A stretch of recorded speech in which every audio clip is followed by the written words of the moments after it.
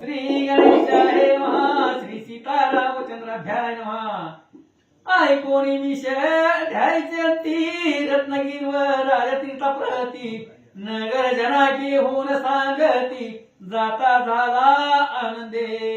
आणि 19व्या अध्यायाच्या अंती म्हणजे 20वा अध्याय आहे वाटतं हे 19व्या अध्यायाच्या शेवटला रत्नागिरी व राजा तीर्थाला निघालेला आहे. ऐका. एक कोश जाऊन तीर्थक्षोर विधी करून वर्गले गेली परिधान मग चालला पुढती. गावाच्या बाहेर एक कोश गेला. तिथं गेल्यानंतर ना सगळे तीर्थयात्रा म्हणजे स्नान वगैरे केलेलं आहे त्या ब्राह्मणानं सांगितल्या पद्धतीनं आणि पुढं निघाला. सोमती म्हणे शत्रुघ्नासी पुढे वर्तले सांगोत तुझसी सर्व लोकास हर्ष मानसी राजा यात्रेसी चालिला. सोमती शत्रुघ्नाला सांगू लागले, म्हणले महाराज ऐका, राजा हर्ष भरीत आहे, आनंदित आहे. ते नीलग्रीव पर्वतावरती जाण्यासाठी ही कथा का सांगायला तर घोडा त्या पर्वतापाशी आलेला आहे. रामचंद्राचा जो घोडा यज्ञाचा तो त्या नीलग्रीव पर्वतापाशी आलेला होता. मग एवढा मोठा पर्वत गगनचुंबित होता, आकाशापर्यंतची शिखर होती आणि त्या पर्वताची शिखर कुणाला दिसतात हे मी काल सांगितलं होतं. पापी लोकांना कोणाकोणाला दिसत नाही त्याचंही वर्णन केलेलं होतं. मग घोडा तिथं आल्यामुळे शत्रुघ्नाने विचारलं होतं की पर्वत एवढा शोभिवंत कसा काय, तर त्या पर्वताची कथा सुमतीनं सांगायला सुरुवात केली. मग राजा ते नीलगिरी पर्वतावर निघालेला आहे. जात असताना मनामध्ये आनंद आहे. अनेक तीर्थ करीत करीत नाना क्षेत्रे पाहत विप्र भैसले तपस्या करीत दर्शन घेत तयाच. अनेक प्रकारची तीर्थयात्रा करत करत निघालेला आहे. भगवंताचं नामस्मरण आहे, साधू संतांचं दर्शन आहे. असं करत करत राजा निघाला. नाना रीती श्रीहरीचे गुण गाववीत गायका करून तैसेच स्वमुखे करून निरंतर गात हरिलीला. मग काही गायनाचार्य सोबतीला होते. भगवंताचं नामस्मरण चिंतन त्यांच्या मुखातून ऐकायचा. कधी कधी आपणही भगवंताचं नामस्मरण करायचा. असं निघाले. हरिमय भासे त्रिभुवन दुजे नदीसे जगिनान जिकडे तिकडे हरी संपूर्ण कोंदटला भासत. भगवंताची विष्णुमय अवस्था. भगवंत जिकडं पाहे तिकडं नजर जाईल तिकडे चतुर्भुज भगवंताचं स्वरूप दिसू लागलं.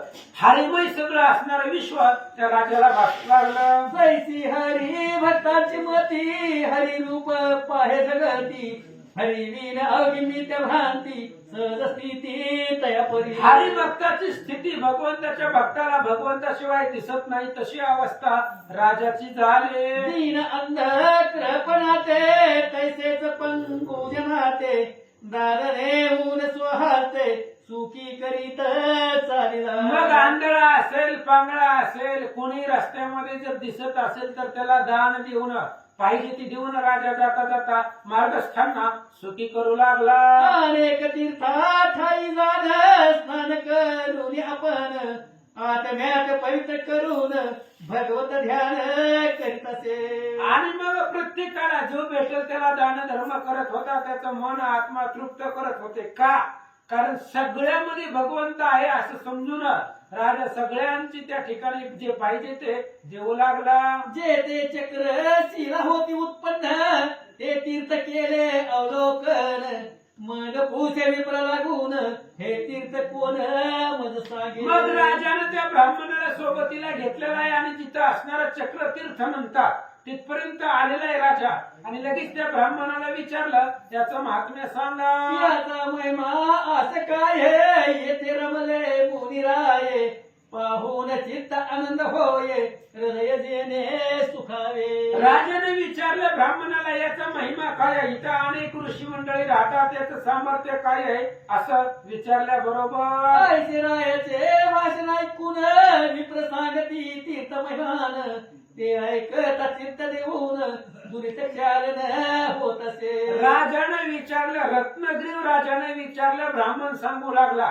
ग्रंथकर्ते सांगतात ते जर तुम्ही ऐकलं तर तुमची पाप संपतात. विप्रवरे हे भूपती या तीर्थाची गंडकी म्हणती जेथे देव दैत्य वास करीती धन्य जगती विख्यात. ब्राह्मणाने सांगितलं गंडकी तीर्थ याला म्हणतात.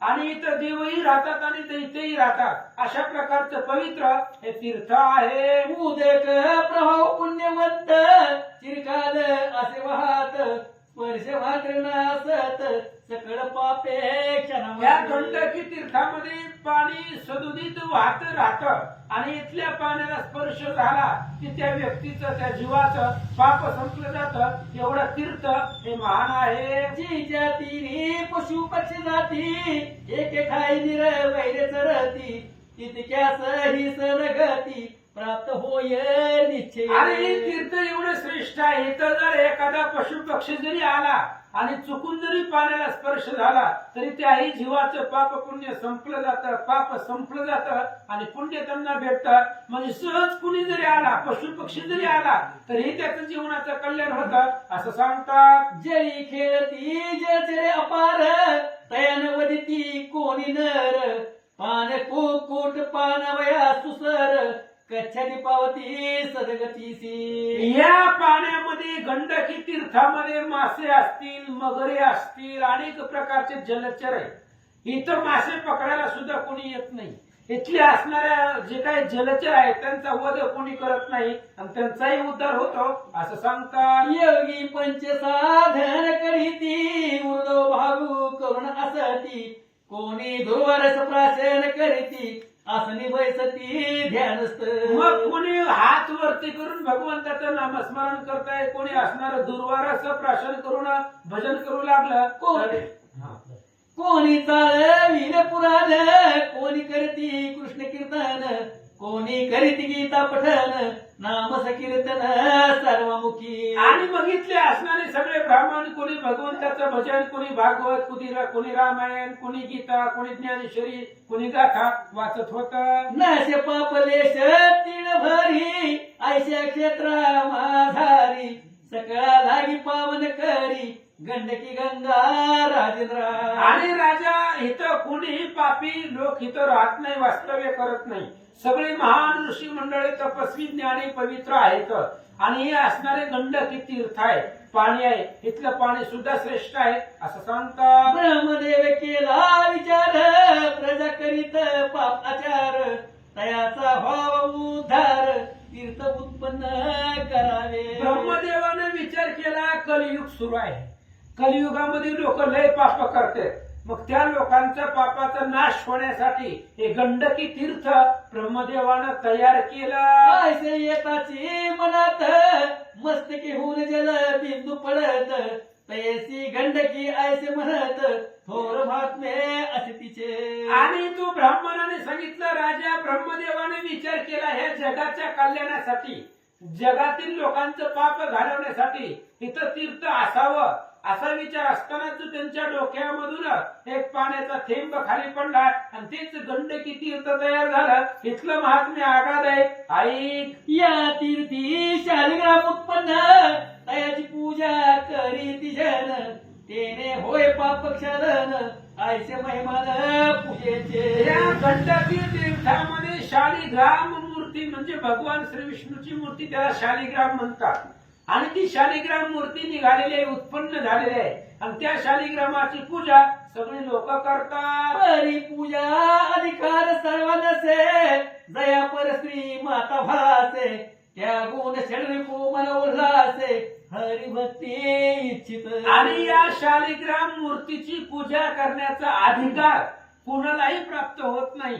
ज्यांच्या मनामध्ये षड विकार आहेत, काम क्रोध आणि घर केलेलं आहे, त्यांनाही तर असणारा प्राप्त होत नाही.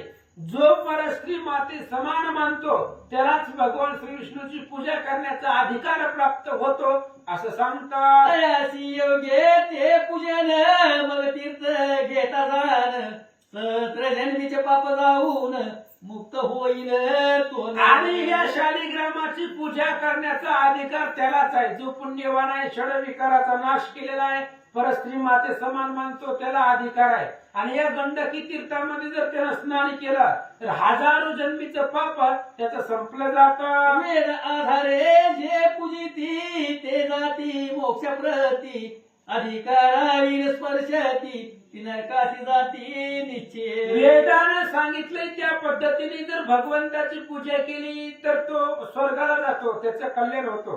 पण ज्याला अधिकार नाही, जो असणारा या विष्णूच्या पूजा करण्याच्या योग्यतेचा नाही, त्यानं जर पूजा केली तर नरकाला जातो. स्त्रियाने करावे पूजन तैसेच विध वाही जाण. पूजिता दोष असे दारुण अधपतन तया होय. काही स्त्रियांना सुद्धा भगवान श्री विष्णूची त्या शालिग्रामाची पूजा करता येत नाही. मग काही काही स्त्रिया विधवा असतील तर त्यांनी जर या असणाऱ्या शालिग्रामाची पूजा केली तर अधोगतीला म्हणजे नरकाला जाते. स्त्री हस्ते शालिग्रामासी पुष्प पडता शिरसी. ते वज्र तुल्य लागे ऋषी केसी. तेने मानसी पोपत. आणि मग भगवान श्री विष्णूची पूजा कोणी जरी केली, ज्याची योग्यता नाही, पात्रता नाही, त्याने जर केली तर भगवान श्री विष्णूला राग येतो असं सांगतात. म्हणून स्त्री आणि जाण स्पर्शही न करावता लागून. तैसाच अधिकार वाचून कोणी हस्त न लावावा. म्हणून राजा या स्त्रियांनी ह्या शालिग्रामाच्या मूर्तीला हात लावायचा नाही. तसंच ज्यांना अधिकार नाही अशा अधिकार नसलेल्या व्यक्तींनी सुद्धा पूजा करू नये. धरोणी भाव भक्ती ते जो नरसे वीर तीर्थाते. ब्रह्महत्यादी महापापाते ख्याल न होय तयाच. ज्यानं अंतःकरणामध्ये भाव धरलेला आहे त्यानं भाव धरून या जो भगवंताची पूजा करतो त्याच्या जीवनाचं कल्याण होतं असं सांगतात. सर्व तीर्थी स्नान करून अथवा यज्ञ करून जाण. जे पुण्य घडे जाणा लागून ते सर्व येथे प्राप्त होईल. राजा सगळ्या तीर्थामध्ये स्नान केलेल्या, यज्ञ केलेल्या, देवादेकांना गेलेलं जे पुण्य त्यांना भेटत नाही, ते सगळं पुण्य या असणाऱ्या गंडकी तीर्थामध्ये जर स्नान केलं आणि शालिग्रामाची पूजा केली तर त्याला प्राप्त होतं. शालिग्राम शिला दोन अथवा न पूजी तीन. अनेक पूजिता बहु पुण्य जोडेल जाण राजेंद्र. शालिग्रामाची मूर्ती इथलं तर पूजा केली भगवंताच्या अनेक मूर्ती आहेत. 2 मूर्तीची 3 मूर्तीची पूजा करल जसं जसं पूजा करेल तसं तसं पुण्य त्याला प्राप्त होतं. जे शालिग्रामाते पूजित त्यांचे आयुष्य वृद्धी होत. धन धान्य संपत्ती बहुत होईल प्राप्त निश्चय. जो शालिग्रामाची पूजा करतो, शालिग्राम म्हणजे भगवान श्री विष्णूची मूर्ती आहे आणि त्या श्री विष्णूच्या मूर्तीची जो पूजा करतो त्याच्या आयुष्यामध्ये वृद्धी होते, दीर्घ आयुष्य होतं, आयुष्य वाढलं जातं आणि संसारामध्ये धन यश सगळं प्राप्त होतं. अंती विष्णू लोकासी गमन निश्चय तयाचे होय जाण. अंतकाळी विष्णूचे स्मरण करुण प्राण सोडतील. आणि मग जो या शालिग्रामाची विष्णूची पूजा करेल तो अंतीला विष्णू लोकामध्ये जातो आणि विष्णू लोकामध्ये गेल्यावर त्याचं कल्याण होतं. शालिग्राम हृदयावरी घेऊन जो प्राण उत्क्रमण करी. रोकडा मोक्ष तया करी लादत असे अनयसे. आणि ज्यानं भगवान श्री विष्णूची मूर्ती हृदयावरती घेऊन जर मेला तर तो असणारा विष्णू लोकाला जातो आणि त्याचा उद्धार होतो. पूर्वी भगवंते आपण कदिले अंबरीशा लागून. शालिग्राम शिलेचे पूजन इतक्याने करावे. पूर्वी भगवान श्री विष्णूंनी स्वतः अंबरीशी राजाला सांगितलेलं होतं की शालिग्राम मूर्तीची पूजा कुणी कुणी करावी, कशी करावी, ही सगळी कथा अंबरीश राजाला देवाने सांगितली होती. ब्राह्मण क्षत्रिय वैश्याप्रती मोक्ष देणारी असे निश्चिती. जे पापी शिले ते निंदिती ते पडते अघोर नरकी. ब्राह्मण क्षत्रिय वैश्याप्रती मोक्ष देणारी शालिग्रामाची मूर्ती आहे. मग ज्यांना अधिकार नाही त्यांनी जर पूजा केली तर ते अधोगतीला जातात असं सांगतात. जोवरी चंद्र सूर्य असती झालं तोवरी कुंभ पाकी तया पतन. अनरत नसे मग भाषण सत्य दान राजेंद्र. राजा ऐक, मी खोटं बोलत नाही, मी वेदशास्त्राच्या आधाराने सांगतोय. ज्यांना अधिकार नाही, पापाने शिनले पापांना सुद्धा कंटाळा आला असेल अशी जी लोक आहेत आणि त्यांनी जर या भगवान श्री विष्णूच्या मूर्तीला जर हात लावला स्पर्श झाला तर अकल्पपर्यंत नरक भोगावा लागतो असं सांगतात. शालिग्रामाते पूजिता तो धर्म करून वर्तता तयासी व प्रतिबंध करिता तो जाय नरक पित्रास. नरकाला कोण जातो?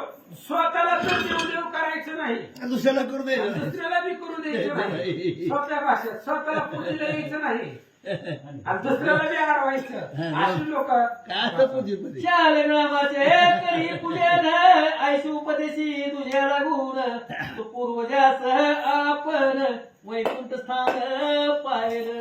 मग सोप्या भाषेत सांगायचं म्हणलं तर येता येता पुतीला येता जरी एखाद्याला घेऊन आलं तर त्याचा उद्धार होतो. फक्त चला म्हटलं तरी उद्धार आहे, पुण्याचं काम आहे. पुण्याचं काम आहे. म्हणून भगवान श्री विष्णूची पूजा स्वतः नाही करत पण दुसऱ्याला करायला लावतो. एवढं देतो की तुला. स्वतः जात नाही पण दुसऱ्याला आणतो. तो ना वैकुंठाला जातो असं सांगता. ये विषयी पूर्वकथनक विप्रमाणे राजा ऐक हा.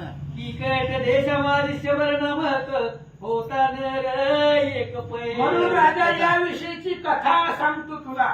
पूर्वीची एक कथा सांगतो. शाबर नावाचा राजा कैकट नावाचा देश आहे आणि त्या कैकट नावाच्या देशामध्ये शाबर नावाचा एक राजा होता हा, कथा. आणि त्यानं काय केलं? शेबर ठीक आहे. शबर हस्ती धनुष्य बाण घेऊन मार्ग आलं वैसे आपण तीर्थयात्रेसी जाती दिसन तयाचे प्राण घेत असे. कीटक देशामध्ये शाबर नावाचा व्यक्ती होता, राजा नव्हता, तो व्यक्ती होता. आणि तो हातामध्ये धनुष्यबाण घेऊन तीर्थाला जाणाऱ्या लोकांना आडवीत होता आणि मारित होता.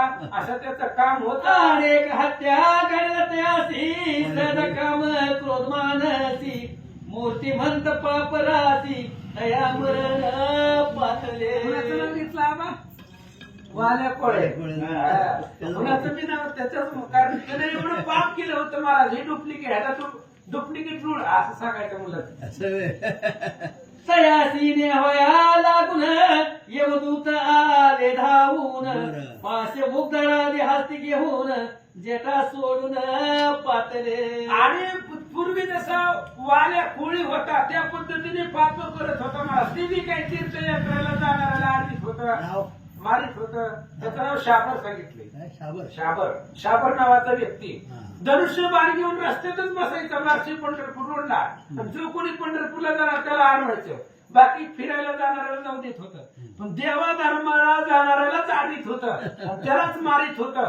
मग हे मेलं एकदा आणि मेल्याबरोबर यमदूत ह्याला न्यायला आले आणि न्यायला आल्याबरोबर व्याघ्रा परी नखे असती दाळा विक्राळ दिसती शबरा पाहून चावीती दंत तेव्हा कडकडा. मग ज्यानं आयुष्यभर पापच केले त्याला न्यायला यमदूत आले आणि त्या यमदूताची नखं वाघासारखी असतात, दात मोठे हत्तीसारखी दात असते आणि ती यमदूत त्याला नख्यानं टोचवीत होते, दातानं चावीत होते. अशी वेदना करत करत त्याला नरकाला घेऊन चालले. काजळाचे पर्वत जैसे काल पुरुष भास दिसायचे नेत्र खैराचे इंगळ दिसे विषरूप असती हे पै. यमदूत दिसायला कसे होते? काजळाचे पर्वत, कोळशाचे पर्वत असावे, काळे भंगार डांबरासारखे असे दिसायला ते यमदूत होते.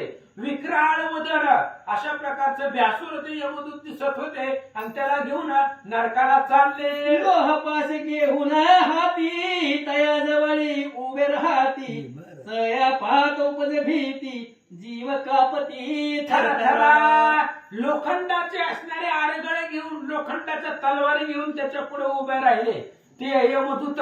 आणि त्याच्या पुढे उभं राहून त्याला बघितलं तरी सुद्धा जीवाला भीती वाटेल असं यमदूत घेऊन चालले. म्हणती हा पापी अनिवार धरा धरा यासी द्यावा मार हा प्राणी घातक महाकूर न केला उपकार कवनासी. यमदूताने विचार केला, धरा म्हणली मारा त्याला. ह्यानं आयुष्यभर कधी पुण्य केलं नाही, दुसऱ्याला कधी सुद्धा चांगलं बोललं नाही, सारखं वाईट बोलायचं. धरा म्हणले याला मारा आणि मारीत मारीत नरकाला नेऊ. पर स्त्रीसी संग करुणी परधन साठविले सदनी घातक करून जणी सुखे करून राहिला. अरे हे ना जीवनामध्ये परस्त्री आणि परधन जवळ केला, परस्त्रीला जवळ केलं, परधन दुसऱ्याचं धन चोरले गेलं.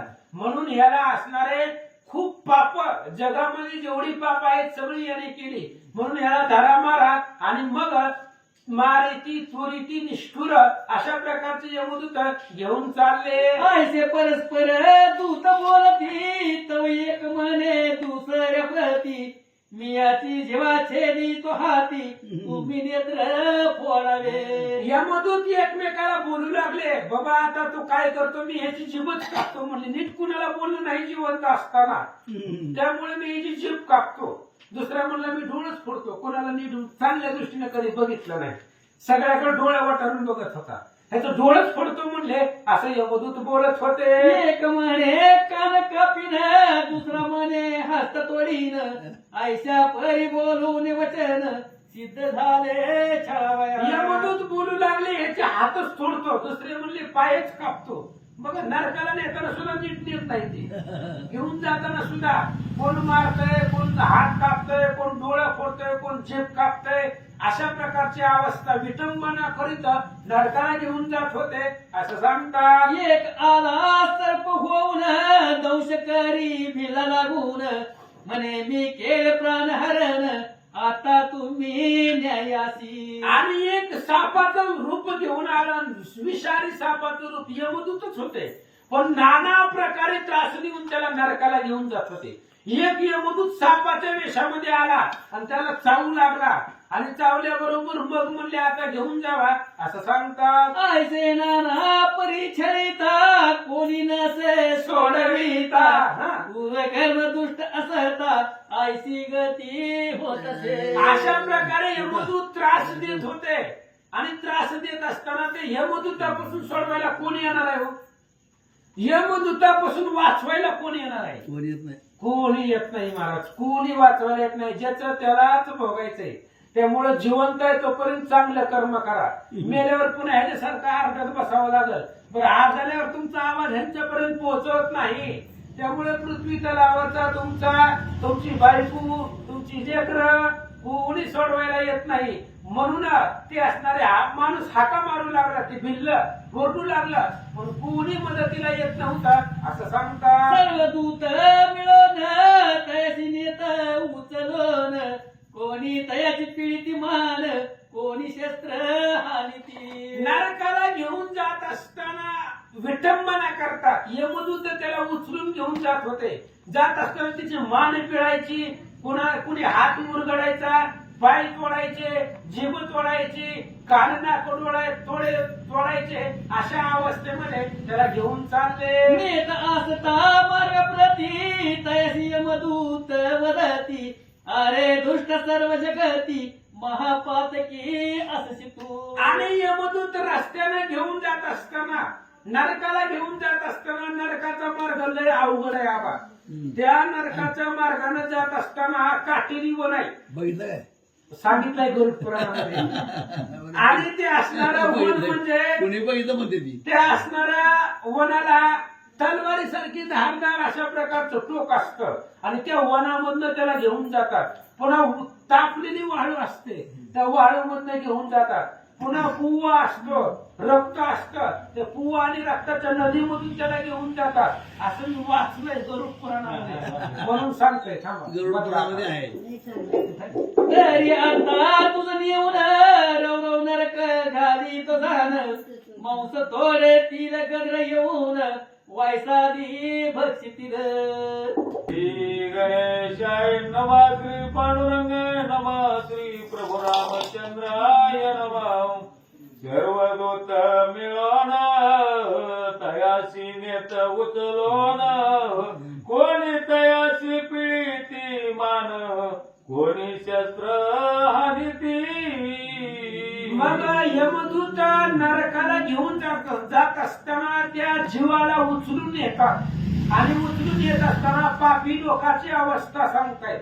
त्याला घेऊन गेल्यानंतर जात असताना तिची मान पिळतात, कोणी हात तोडतात. अशा प्रकारची विटंबना करत करत यमराजापर्यंत त्याला घेऊन जातात. नेत असता मार्गा प्रती हयासी यमदूत वदिती आर्य दोष्टा सर्व जगती मापातकी अससी तो. आणि यमदूत रस्त्याने घेऊन जात असताना त्याला बोलतात, अरे तू चांगलं कर्म केलं नाही. जीवन जगत असताना कधी कुणाला चांगलं बोलला नाही, चांगलं आयुष्यामध्ये वागला नाही. जगामध्ये सर्वात पापी तू आहे, म्हणून तुला आम्ही घेऊन चाललोय असं यमदूत त्याला बोलतात. तरी आता तुझ नेऊन रवरव नरक घालिती जाण मांस तोडतील ग्रद्र येऊन वाय सारी बक्षितील. अरे आम्ही तुला नरकाला घेऊन चाललोय. आता तुला घेऊन जाताना तुझे मांस अंगामधले तोडून टाकतील. पुन्हा पशु पक्षी घुबाड्या गिधाड येतील आणि ते तुझं मांस प्राशन करतील, खातील असं यमदूत त्याला बोलत होते. प्राणी मात्राचा वध करुणा केले तो कुटुंब पोषण आता कोण करील सोडवण करी आठवण तयाची. यमदूतांनी सांगितलं, जिवंत असताना तू प्राणी मात्राचा वध केला. प्राणी मात्राचा वध करून स्वतःच कुटुंब पोषण केलं. आता ज्याचं पोट तू असणार वाईट कर्म करून भरलं त्यांना बोलव. कोण येतंय तुला सोडवायला बघतो आम्ही. तुला कोणाला बोलवायचे त्याला बोलव आणि तुझ्या सोडवणीला कोण येईल त्याला हाका मार. तुझी होती माता पिता ते कोठे गेली रे आता. बहीण बंधू आणि दुईता न धावती कोणी या समयी. अरे बाबा यमदूत त्याला नरकाला घेऊन जात असताना म्हणतात, तुझे आई वडील होते त्यांना बोलव. ज्यांच्यासाठी तू एवढं कष्ट केली, बायको असेल, भाचा असेल, पुन्हा सगळी तुझी बहीण असेल, मुलगी असेल, बोलव. अरे तुला ज्याला बोलवायचे त्याला बोलव, कोणी येत नाही असं यमदूत सांगतात. हाका मारीसी आपुल्या स्वतः तो कोठे राहिला आता. मम भावानी चोलता कोठे असे वेळी. यमदूताने सांगितलं, बोलव तुझ्या लेकराला बोलव. ज्या पोरासाठी तू पाप केली त्या पोराला बोलव. बघू तुला सोडवायला येत आहे का नरकाच्या ठिकाणी. पुन्हा तुझा मामा, भाचा, चुलता, भाऊ, तुला कुणाला बोलवायचं त्याला बोलव. कोण तुझ्या मदतीला येईल असं यमदूत बोलतात. काकी मामी बाई ताई कारे नाये सासूबाई गोत्र जमेहुने जावई राहिले ठाई आपुल्या. यमदूताने सांगितलं, तुला कोण मदतीला येते त्यांना बोलव. तुझे काकी, मामी, बाई, ताई, सासूबाई कोण येते तुझ्या मदतीला. अरे गोत्र असतील, पाहुणे, मेहुणे, जावाई, सोयरे कोण तुझ्या मदतीला येणार आहे बोलव. कोणी येत नाही. सगळेजण आपापल्या घरी जेवून झोपल्या आम्ही बघतोय, पण तुला एवढा त्रास होतोय, कोणी तुझ्या मदतीला येणार नाही. यमदूत सांगतात, इष्ट मित्र स्वयरे जाण स्त्रिया कानये ग्रह टाकून माझे माझे करुण नागविले तुझ लागी. अरे तुझे इष्ट मित्र सोयरे ज्यांना तू जवळचं म्हणत होता ते काय येत नाही तुझ्या मदतीला. सारखं बायको बायको करत होता, ती बायको घर सोडून काय येत नाही तुला सोडवायला. जिच्यासाठी तू आयुष्य घालवलं ती बायको, जिच्यासाठी पाप केली अशी बायको तुझ्या मदतीला सोडवायला काय येत नाही. अरे माझं माझं माझं करून सगळं तुला असणारं नागवलं गेलं आणि वाईट कर्म तू जीवनामध्ये केली. ज्यांच्या लोकांसाठी केली, ज्याच्यासाठी केलं त्यांना बोलव तुझ्या मदतीला. जो कत्रलो त्याचा पिता तया लागी न स्मरता केसिका कुलती मधुता आम्हाला गोनी येईल. यमदूताने नरकाला घेऊन जात असताना त्याला सांगितलं, बाबा तुला नरकाला घेऊन चाललोय. अरे जो त्रैलोक्याचा स्वामी आहे, आणि त्रैलोक्याचा स्वामी कोण आहे? त्रैलोक्य राजा श्री रघुनाथ, त्याचा पाहू नको अंत, त्रैलोक्याचा करील घात, निमेषार्धात क्षोभोडी. त्रैलोक्याचा स्वामी असणारा राम, आणि त्या रामाचं भजन तू कधी केलंच नाही, कधी रामायणाला गेलाच नाही, कधी पुतीला गेलाच नाही. अरे जर तू कधी रामायणाला गेलाच नाही तर तुझी दया आम्हाला कशी? एखादा जरी अध्याय वाचला असता, ऐकला असता. महाराज कुठं आला? औरंगाबादवरून पुतीला आले, डायरेक्ट आले. डायरेक्ट मी बघितलं बॅग घेऊन आले. म्हणजे एवढी आवड आणि प्रेम आहे महाराज. मग एवढं एखादा अध्याय असं जर तू धावपळीनं वाचला असता चुकून जरी, तरी आम्हाला किंवा आली असती ना तुझी. मग तू कुठलाच अध्याय रामायणाचा पुतीचा वाचला नाही, भगवंताचं भजन केलं नाही, मग आमच्यासारख्या यमदूताला तुझी कशी किवी येईल बाबा? जो तारक जगा लागून तयाचे न केले तो स्मरण करून या कुटुंब पोषण व्यर्थ काळ घालविला. अरे तू व्यर्थ काळ घालवला. मानवाचा जन्म काय नुसता आला आणि जन्मला मेला याच्यासाठी नाही. जीवनामध्ये त्रैलोक्याचा पिता असणारा त्या भगवंताचं स्मरण कधी केलं नाही, दान धर्म पुती पुराण कधी केलं नाही, माझं माझं करून सगळं आयुष्य तू वाया घालवलं असं यमदूत बोलतात. अरे अंत काळाच्या ठाई न सोडावी स्वैराव्याई, जो का जीवाचा जीव लाग पायी तोही कामी पडेला. यमदूताने सांगितलं, अरे ज्या वेळेस इथं आम्ही तुला शिक्षा करू, नरकाला घेऊन जाऊ, अंतकाळेच्या वेळेला कोणी उपयोगाला येत नाही. तुझ्या कितीही जवळचा असू दे तरी सुद्धा तुला नरकामध्ये जाताना तू वाचवणार नाही, तो मदतीला येणार नाही. म्हणून जिवंत आहे तोपर्यंत भगवंताचं स्मरण कर. तू केलं नाही असं यमदूत बोलतात. तुझ्या पापाचे विभागी जाण नव्हते कुटुंबा माझी कवन, जरी करिता श्रीहरी स्मरण तरी दहन पाप होते. तुझ्या पापाचा विभागी कुटुंबामधलं कोणी होणार नाही, कोणी कुणाचं पाप वाटून घेणार नाही. अरे थोडं जरी भगवंताचं स्मरण केलं असतं, चुकून जरी कधी पुतीला आला असता, एखादा आधी वाचला असता, ऐकला असता, तर आम्हाला तुझी दया आली असती. आम्ही तुला मारीत नेलं नसतं, तुला आम्ही कशा तरी वाहनामध्ये बसून घेऊन गेलो असतो.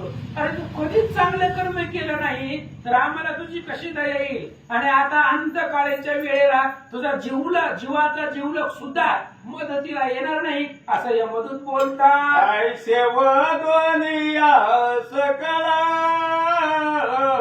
तयाशी ताडिती सब येवनी जातात काळ पुण्य अल्प उभे ठेले.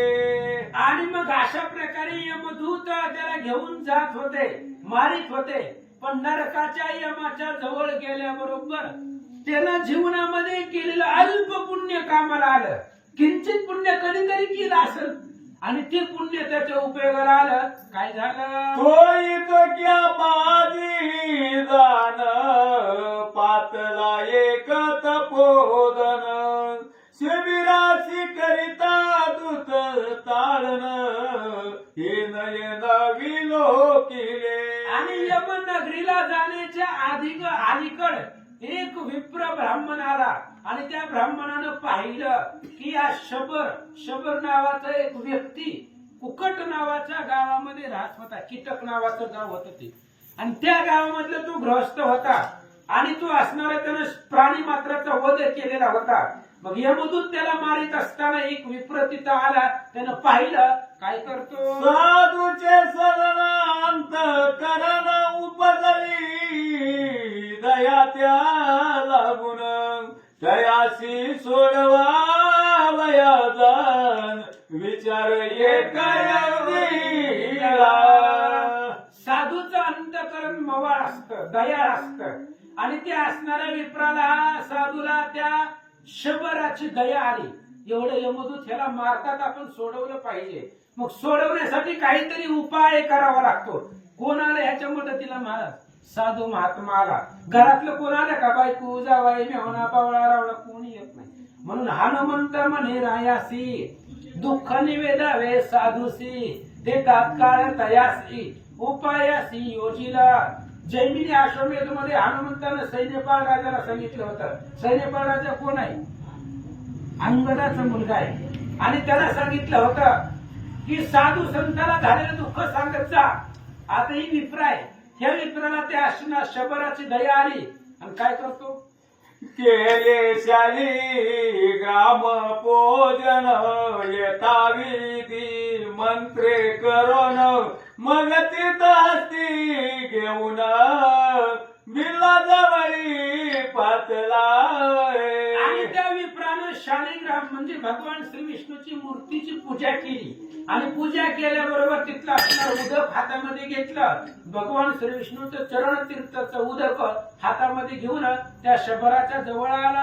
ते तीर्थासे तुलसी युक्त हाती घेऊन विष्णू भक्त दयाच्या मुखा माझी घालीत राम नाम वदत करे. आणि त्या तीर्थामध्ये तुलसी होती. तुळशीचं पान अतिशय श्रेष्ठ आहे जगामध्ये. आणि ती तुळशीचं पान त्या तीर्थामध्ये घेतलं आणि ती तीर्थ हातावरती घेतलं आणि त्या शंभराच्या जवळ आला. ज्याला मारीत तुळीत यमलोक घेऊन चालले होते आणि त्याच्या मुखामध्ये ती असणारं तीर्थ सोडलं. सोडल्याबरोबर मग तयाच्या मस्तकावळी तुळशी पत्र स्थित करी शालिग्राम शिला हृदयावरी ठेविता पैजाला. आणि मग त्यावेळेस त्यानं तीर्थ त्याला पाजलं, डोक्यावरती हात ठेवला आणि शालिग्रामाची मूर्ती त्याच्या हृदयावरती ठेवली. मग मानय माधुतासी शालिग्राम स्पर्श झाला यासी कीर्ते करोडी पापरासी जळोनी गेल्या निश्चय. मग यमदूताला सांगितलं होतं, तुम्ही बाजूला सारखा म्हणले, आता तुमचं गिराईक नाहीये. ह्याला शालिग्रामाचा स्पर्श झालाय. शालिग्राम म्हणजे भगवान श्री विष्णूची मूर्ती. त्या मूर्तीचा स्पर्श झाला आणि त्या भगवान श्री विष्णूच्या मूर्तीचं तीर्थ ह्यानं पिलेलं आहे. त्या तीर्थामध्ये तुलसीचं पान होतं. त्याच्यामुळे ह्याच्या अंगातलं सगळं पाप संपलं. आता तुम्ही हात लावायचा नाही असं तो ब्राह्मण सांगू लागला. आता तुम्ही येथून जावे ये मालोका लागून ऐसे तपस्वी करी भाषण तव पातले विष्णू दूत. आणि त्याने ब्राह्मणाने यमदूताला सांगितलं, तुम्ही जावा म्हणले, आता तुमचं काम नाही, तुम्ही यमलोकाला निघून जावा. आणि ते निघून जाणार तेवढ्यामध्ये त्याला नेण्यासाठी भगवान श्री विष्णूचे दूत आले. चतुर्भुज पीतांबरा धारी शंख चक्र पद्म गदा करी किरीट कुंडले साजिरी भासती विष्णू प्रत्यक्ष. आणि ते यमदूत म्हणजे प्रतिमूर्ती विष्णू. कानामध्ये कुंडल, किरीट, वैजयंतीच्या माळा, चतुर्भुज, शंख चक्र गदायुक्त प्रतिविष्णूचं स्वरूपात दिसू लागला. यमदूता लागली म्हणती जाण याशी बांधिले काय म्हणून तुम्हाशी आज्ञा ठाऊकी असून काय म्हणून जाचिता. यमदूतांना विष्णुदूत म्हणतात, ह्याला कशाला बांधले, सोडा. तुम्हाला काही नियम पुती पुराणातलं काही कळतं का नाही म्हणले, ह्यांना सोडा. ह्यांनी भगवान श्री विष्णूचा स्पर्श झालेला आहे. तीर्थाचं प्राशन केलेलं आहे, त्यामुळे ह्याला बांधण्याचा अधिकार नाही असं यमदूत हा म्हणतात. बहु पुण्यवान असे यासी तुम्ही बांधिले कैसे विष्णुदूताचे भाषण ऐसे ऐकून वदती यमादूत. आणि विष्णुदूतांनी सांगितलं तुम्ही ह्याला बांधलं कसं काय म्हणले, ही तुमच्याकडचं नाही, आता वैकुंठाला जाणार आहे असं विष्णुदूताचं भाषण ऐकलं यमदूतांनी. यमदूत काय म्हणतात, आम्ही यमाचे आज्ञा करुण पाप्या लागी बांधिले जाण याचे कर्म दुष्ट जाणून योग्य दंड करीतो सो.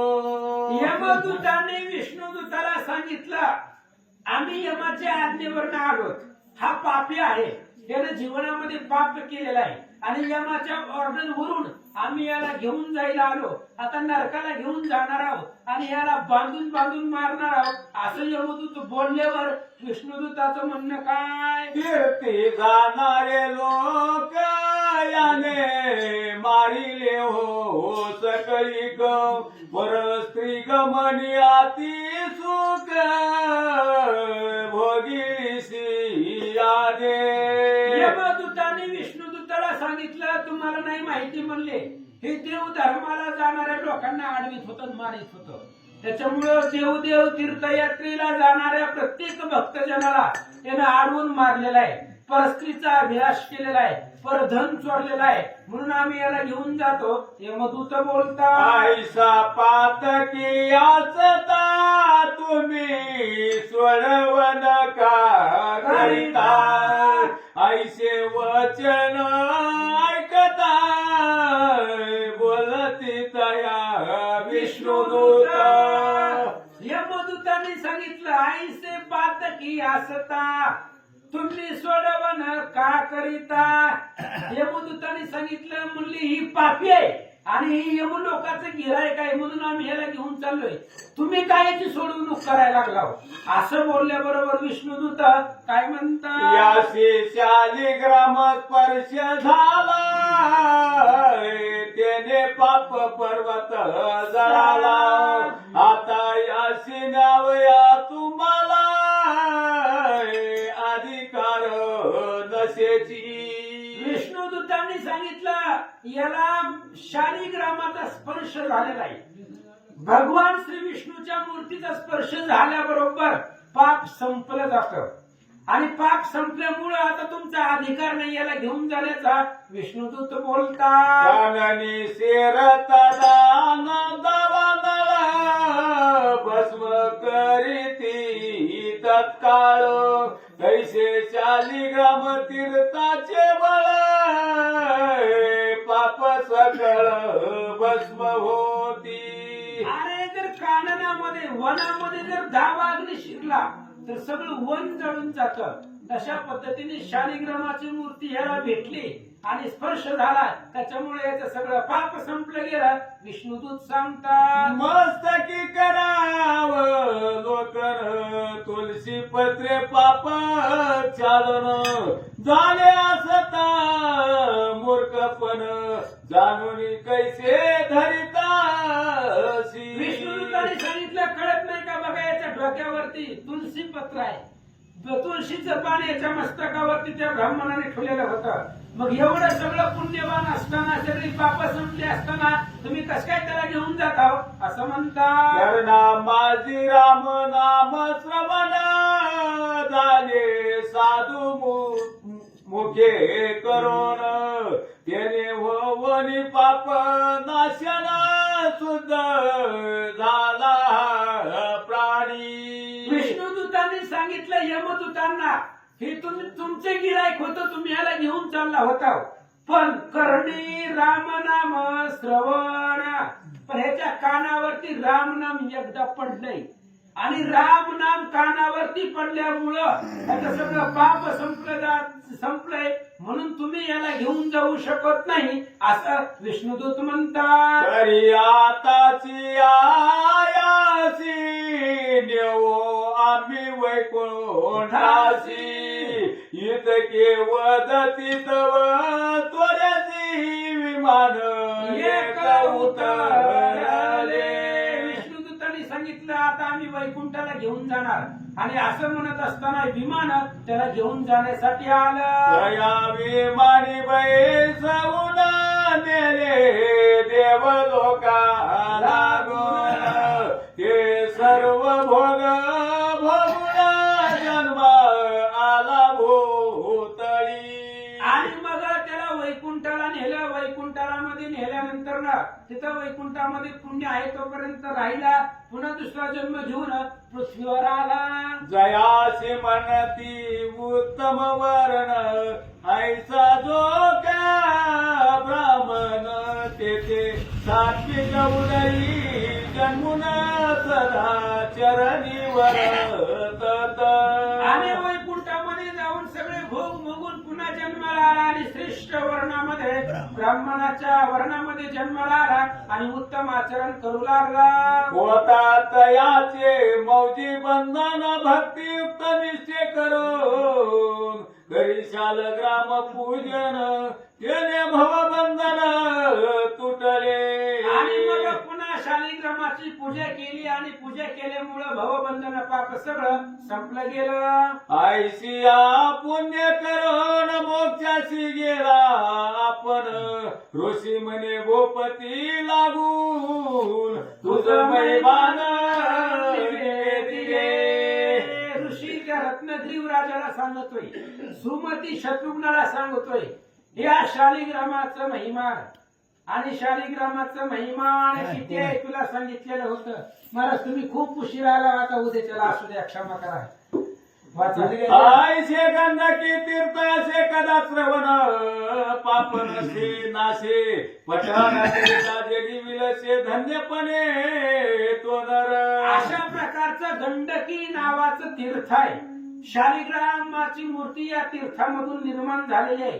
ती ब्रह्मदेवानं पाप नाशनासाठी केलेली आहे. असं तीर्थाचा महिमा तो ब्राह्मण रत्नगिरी राजाला सांगत होता. स्नान करो तीर्था प्रती शिला पूजिता भाव भक्ती आंतरी उपजो विरक्ती मोक्ष शांती प्राप्त होई. आणि या गंडकी तीर्थामध्ये स्नान केलं, शालिग्राम मूर्तीची पूजा केली की अंतीला तो वैकुंठाला जातो आणि जन्म मरण भवबंधन संपत. आता पुढला द्याई कथना सोबती वदेला शत्रुला लागून रत्नगिरव करून तीर्थ स्नान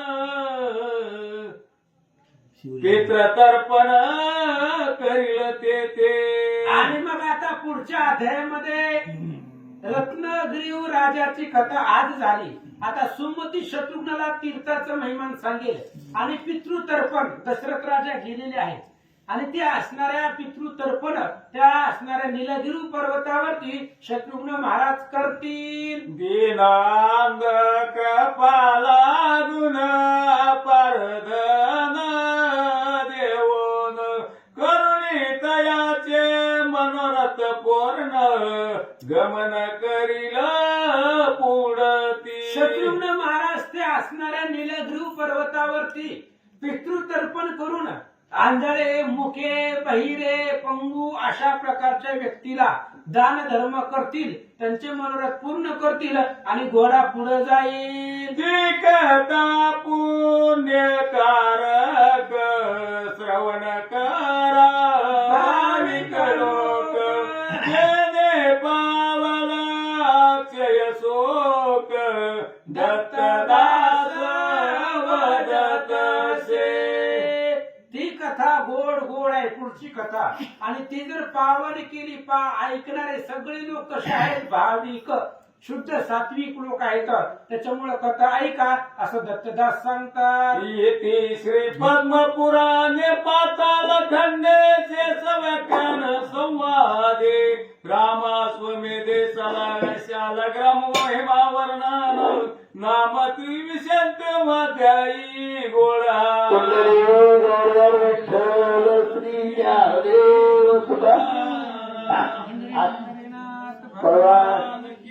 बजरंग बली की जय. अवधूत चिंतन गुरुदेव दत्त. आता आता जी आपण कथा ऐकली की नाही ते आपल्या समोर नाही, आपला देह जुळतोय तो स्मशभूमीत, पण आत्मा जातो त्याचे हाल काय होतात ते सांगितलंय. आपल्या देहाचं नाही, आत्म्याचं सांगितलं सगळं. तिथं आत्म्याला जो त्रास देतात, नरकात टाकतात, ते परत आपण ऐकले. शरीर आपलं स्मशानभूमीत जुळतं आपलं, पण आत्म्याला त्रास होतो. आणि उद्या बोला तुम्ही बोला काय सांगू उद्या आता किती वाजे यायचं? मोबाईल बंद बंद करा आवाज. कभी भी छल कपट मत करना. तिकडं आणा माझ्याकडे. ठीक आहे, ती बोल- एक जण direct बोलत. हा तर उद्या शिवरात्र आहे आणि आमचे मानसिक मत आहेत शिवरात्रीचा एखादा अध्याय घ्या उद्या. उद्या 11 अध्याय घ्यायचा वाटतं नाही त्या 11 अध्याय एक अध्याय घेतला जाईल. सुंदर कथा आहे. हार्नीची कथा 11व्या येते.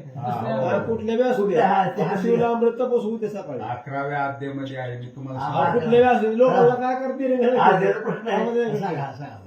मला रोज उद्याच्याला 8 ते 9:30 महाशिवरात्री निमित्त उद्या 8 ते 9:30 या वेळामध्ये आपला राम अश्वमेध ग्रंथ असतो. उद्या एक अध्याय राम अश्वमेध ग्रंथाचा घेऊन महाशिवरात्र असल्यामुळं आणि भगवान शंकराचंही चिंतन व्हावं, नामस्मरण व्हावं या उद्देशानं, या हेतूनं सगळ्यांच्या म्हणण्यानुसार वाचक, सूचक, श्रोते मंडळी सर्वांच्या सहमतीनं राम अश्वमेध ग्रंथाचा एक अध्याय अर्ध्या तासामध्ये घेऊन पुढच्या 1 तासामध्ये शिवलीला अमृत मधला एक अध्याय आपल्याला घ्यायचा आहे. नाही त्यामुळं ते असणाऱ्या अध्यायाचं श्रवण सर्वांनी करा. पुंडरी गवधारी विठ्ठल श्री ज्ञानदेव तुकाराम पंढरीनाथ भगवान की. हा महत्वाचं. पुन्हा अध्याय संपल्यानंतर ना महाप्रसाद आणि आरती झाल्यानंतर जो प्रसाद आहे ते प्रसाद उद्या चला मारुती कदम यांच्याकडून प्रसादाचं त्या ठिकाणी आयोजन करण्यात आलेलं आहे.